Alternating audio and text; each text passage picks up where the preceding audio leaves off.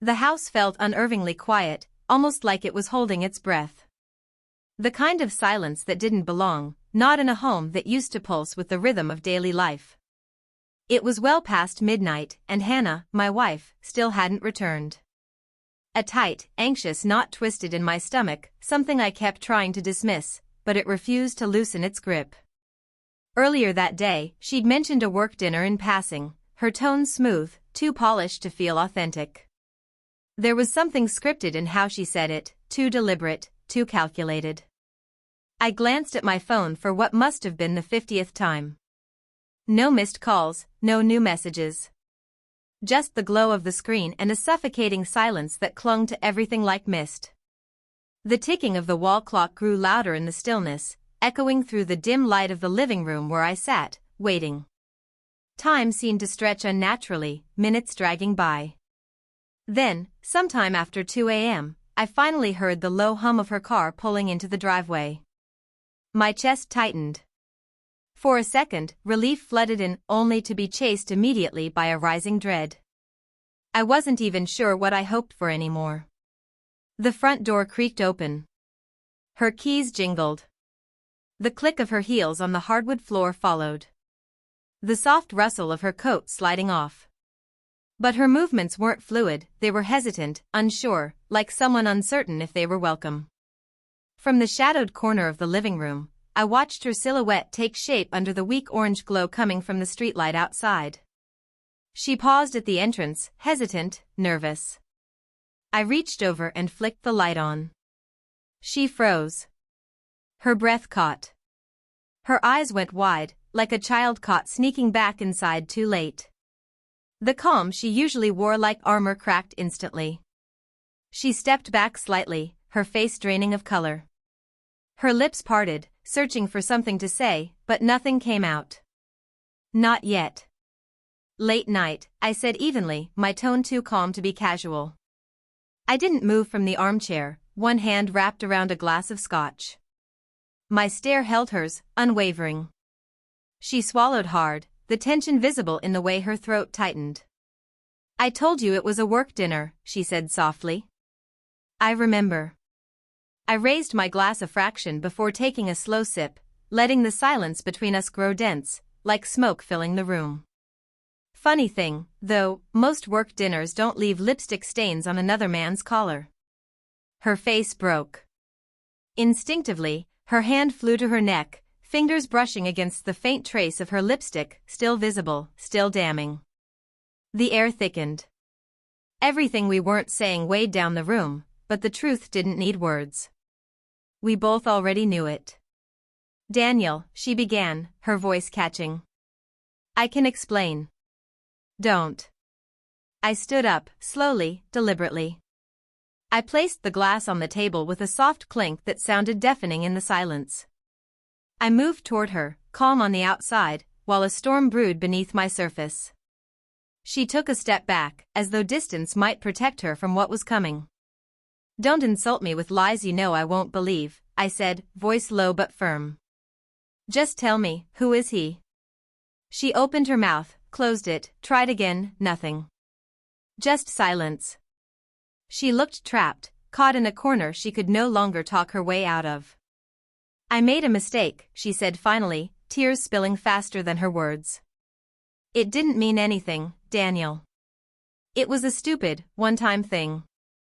I regret it. You think that makes it better? My voice had changed, sharper now, like broken glass. That it meant nothing to you? You risked everything we had for nothing? Tears streaked her cheeks, mascara smudged like paint after a losing battle. Please, she whispered. We can fix this. I love you. That word hit harder than any confession. Love. That wasn't what love looked like. Love didn't sneak into someone else's bed. Love didn't return home carrying the scent of another man. Love didn't lie and shatter trust without a second thought. Love was sacred, and she tore it apart like it meant nothing, like she thought I'd never find out. I walked past her and reached for my coat. Panic spread across her face. Where are you going? She asked, her voice rising with desperation. Don't wake up, I replied without turning around. I didn't sleep at all that night. I wandered aimlessly through empty streets, retracing the quiet landmarks of the memories we'd built, now fading into something colder, something lost. I wandered past the park where she'd first told me she loved me, a place that once felt sacred. I passed the little bakery where we shared quiet Sunday breakfasts, laughing over coffee and warm croissants. Then the corner where we danced once, drunk and drenched in rain, caught in a moment so raw and real it felt cinematic. Now, every one of those memories cut deeper than the last. Her betrayal wasn't just painful, it scorched. My grief, at first heavy and suffocating, began to change shape as the sky lightened before dawn. It twisted into something sharper, something focused. She had shattered something rare, and if she believed I'd crumble quietly in the aftermath, she'd misjudged who she married. She thought she could walk away from the wreckage untouched. She was wrong. When I stepped back into the house, it was hushed, too still. Whether she was asleep or just pretending didn't matter. I had a plan, and now it was in motion. Over the next several weeks, I became exactly what she expected to see, the wounded husband holding on to hope. I told her I needed time, that maybe some part of what we had could be salvaged. I even sat next to her in couples therapy, nodding as she wept, watching her crumble under the weight of her guilt-laced apologies. I held her hand. I wiped away her tears. All the while, I was quietly, methodically building her downfall. I gathered evidence, careless texts, sloppy emails, photos she thought she'd deleted, receipts left behind like breadcrumbs. She never imagined I'd look. She assumed I'd just accept it and move on. But I didn't. I contacted a lawyer. Fortunately, I'd always been cautious. Most of our major assets were in my name, something I'd arranged years ago, long before I had any reason to doubt her. That bit of foresight turned out to be one of the best decisions I'd ever made. The prenuptial agreement? Ironclad. But the real blow, the one that would leave a scar, I saved for last. His name was Matt. A coworker. Arrogant. Married. I never confronted him directly, that would have been too easy. Instead, I reached out to his wife. I sent everything, the screenshots, the hotel receipts, the photos. Anonymously, of course. I let her take care of him. Then I waited. The night I had prepared for arrived quietly, on a Saturday.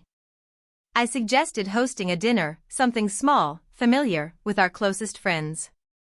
A cozy gathering. Hannah loved the idea. She thought it meant I was trying again. She put on her favorite dress, made her signature dish, and smiled wide as guests filled the house. She had no idea she was walking a tightrope over fire. Midway through the evening, with conversation flowing and laughter bouncing off the walls, I stood with my glass raised. To fresh starts, I said. Hannah beamed and echoed, to fresh starts. And to honesty, I added, steady and deliberate. Her smile wavered, just for a heartbeat, but she quickly recovered. I let a pause settle over the table. There's something I'd like to share, I continued, still holding my drink. A little story about love and betrayal.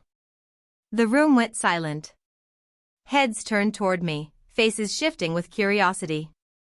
Hannah's skin turned pale. She tried to cut me off, but I lifted a hand to stop her. Let me finish. I turned to face her fully. The woman I spent 10 years with had secrets. While I was busy building a life for us, she was exploring other options. I let the words hang in the air like smoke. But don't worry, I've taken care of it. The legal documents are filed. The assets are protected. And your little affair? No longer a secret. Matt's wife sends her regards. The silence in the room turned frigid. Our friends looked away, their expressions filled with discomfort and disbelief. Hannah collapsed inward, her face contorting under the weight of exposed truth. The tears returned, wild, unanchored.